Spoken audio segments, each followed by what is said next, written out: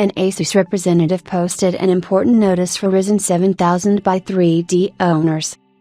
Motherboard manufacturers continue to work hard to eliminate possible reasons for the failure of Ryzen 7000 by 3D desktop processors. A little earlier, a number of companies released a firmware update for motherboards with a 600 series chipset with some restrictions on functions related to voltage changes, and now an ASUS representative has released an important message for owners of gaming CPU models.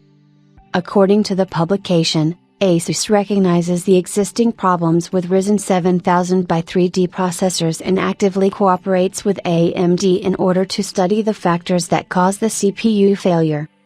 It is also noted that although representatives of the Ryzen 7000 by 3D series are not officially equipped with functions for changing the multiplier or core voltage, however, game models still receive some overclocking capabilities. It is possible to increase the CPU performance level using PBO2, and memory overclocking is possible thanks to AMD Expo, which, in turn, affects the socket voltage, requiring increasing it to increase stability, which may negatively affect some instances of processors.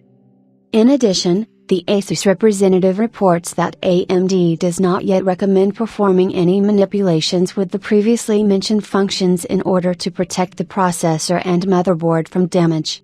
At the same time, both companies are working on defining new rules for AMD Expo and socket voltage, which ASUS decided to forcibly limit to 1.3 V in the latest firmware. Owners of Ryzen 7000 by 3D processors are recommended to use liquid cooling systems with a radiator of at least 240 mm or high-performance air coolers, and immediately update the BIOS to the latest version. Thus, the ASUS representative for the second time confirmed the concerns of enthusiasts. A possible reason for the failure of Ryzen 7000 by 3D processors could be an incorrect AMD Expo algorithm.